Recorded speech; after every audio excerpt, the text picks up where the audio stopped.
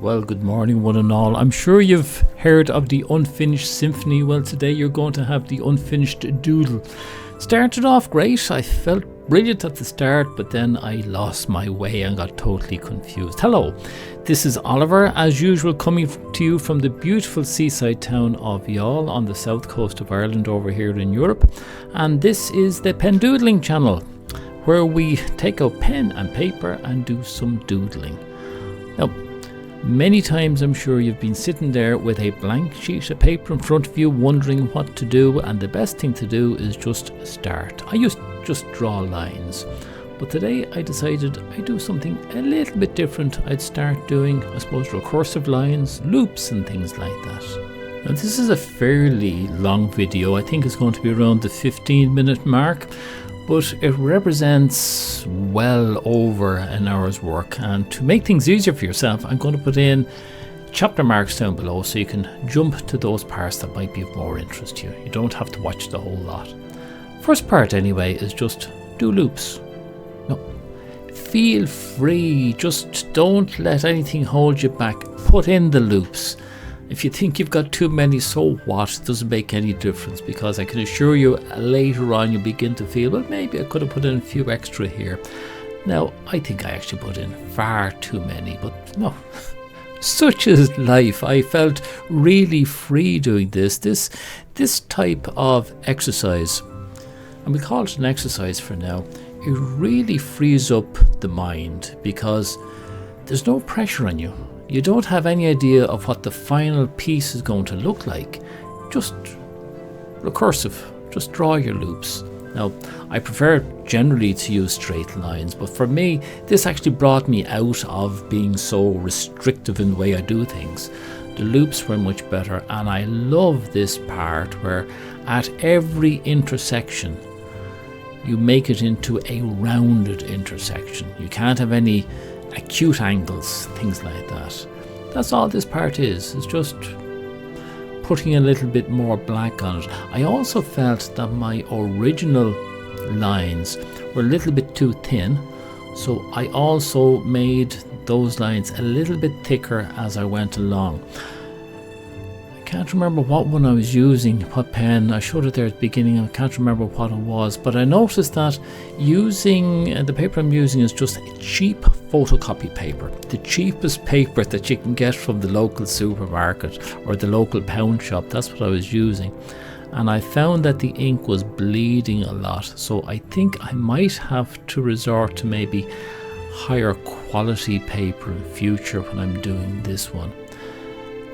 The other thing that brought this about was I went for a walk in the morning and I called into the local pound shop down below in Youghal, and they have a great section there on art materials. They're catering for the secondary school students, and I came across something I'd been looking for ages and never found it anywhere, especially one at a price point that a poor, pensioner, state pensioner would be able to afford, and that is the brush pen, coloured brush pens. So I bought those as well, and I was thinking, well, maybe I'll be able to use that in here, because I've been wanting to go down the colour route for a while, and I thought I'd take it today. And you can see here, what I'm doing is I'm going back over all the lines. I still felt that they were a little bit small. I wanted to make them bolder. I wanted to be sure that there was a good border between each area. Now, those of you who know me and those of you who've been following the channel will also know that when I start going around with the lines, it means I have no idea what I'm going to do next. And it sort of allows the brain to, don't worry about it, forget about it, just look, you've got a job to do now. And this is making lines thicker.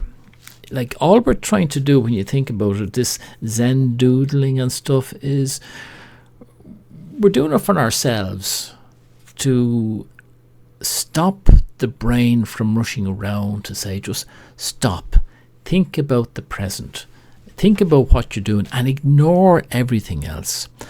And I got a comment from a viewer there, Nyreak, whoever you are. I don't know is that your surname, first names, or a combination of both. Thanks for your comment.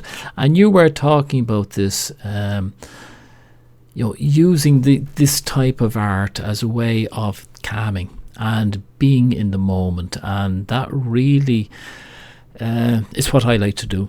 Just to be in the moment, and somebody could be talking to me, come in and say, "Are you washing the clothes today? Who is cooking the dinner?" And I wouldn't know what's going on at all. That's the great thing about it. And you can see here that I changed the format of the original loops. I add in a couple of extra little circles around the place, mostly because I'd made a mistake when I was making the line. I made it too thick in one place, so I thought the best way to get over that and to hide it was just to add in another circle there. And that's what you can do with this. There's no right and wrong to this design. You can change it at will as you go along. And if all you want to do is end up with this abstract piece of art made up of a black ink and white paper, well, it's not great. You've finished it, and you'll know that every time you do it, it's different. It will be nothing like the previous one that you did. Needless to say, I don't do it this speed. I think I've increased the speed at least tenfold, so that you can see the development of it without watching every last little stroke that I do, because I actually take my time on this. I'm really very slow, and I like that. And I think it's important that you don't rush yourself, that you keep on saying to yourself, right, I'm enjoying this, enjoy it. Don't worry about life outside and I was only going to spend 30 minutes on this, and look at it now, it's over an hour. And the way I allow that to happen is I don't have the phone in with me. I don't have a watch. I don't have a clock. I don't own a watch, and I don't own a clock.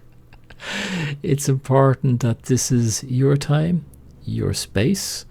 I've set out an area in the bedroom, and when the sun is shining, as it is now, it just streams in the window, and it's lovely and peaceful.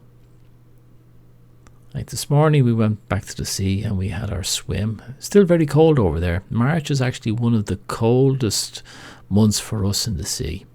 It's a lot colder than sort of midwinter. Midwinter there's still a lot of warmth still in the water. But today it was cold. A lot of people there because we were having a collection for Daffodil Day, and loads of people turned up for that, which was great. These are the pens that I just bought, and I said, okay, let us try it, and started off quite well. I was thinking, yeah, might be able to do something with these. These are known as pen brushes, so the tip is more like a brush. And this is my first time ever to use it, and as soon as I started, my heart started to sink, because the paper is such poor quality and it is absorbing it. It did not give me a good feeling at all. But I said, well, maybe, see the way my stroke changed now in this one, I thought I'd try a different type of stroke to see will it come out any better. Maybe a little bit better. Still not totally happy with it, but well, all of this is about learning, isn't it? So having started, see there, I use a slightly different method again to try and fill in the area to see what it would look like. I'm only feeling my way now at this stage. My idea was to put in some bold colours into the circles, and then there was a couple of small circles, so I put in a much lighter blue into those ones. And then what do I do next? So, as you know me, if in doubt, draw a couple of bubbles and fill in around them and let the mind start thinking, oh God, what am I going to do next? I've started, I must finish. And that's the way I was feeling, I have to say. Oh, the zen was beginning to disappear now at this stage, because as I was filling in something, I was trying to work out, well, you've got so many other spaces, what are you going to do? And like, I felt all I'm really doing is making more work for myself, dividing up these. So I started putting in contours. Are always a great way of filling up. But the more I did this, the more I was beginning to feel that I was like going down a rabbit hole of contours. Like, I felt good doing it, but then when I sort of stepped back and look at it, I said, no, that's not really what I want. And the circles weren't any really better either. It's as if I was losing the lovely fluidity that had been there up to now. In some ways, looking at it, it was like one of those old lava lamps, you know, the way you'd have blobs of different colours around the place. And the more I go putting in all these little things that I'd learned over the last couple of months, and yeah, it was filling up space, and I'm feeling that's part of the problem about being a doodler. In fact, it is the problem. You've got this thing that there's a bit of white, I must fill it in, I must put something in there. Like, it's not what we did at school, non-stop. The covers of our copybooks, they just filled up with doodles, so you would no longer be able to read what was originally there. And while I was hoping I was going a bit further, I don't know, I had a feeling that there was something over here. At first I thought it was somebody kneeling, but then I said, just fill in something and see what it looks like. And I put a bit of a head on the top, and you know, I was kind of happy with that.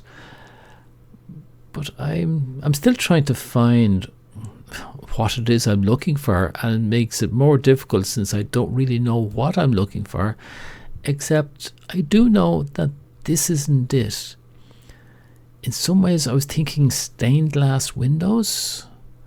That could be nice, because stained glass windows, sometimes you have text or drawings on a coloured background.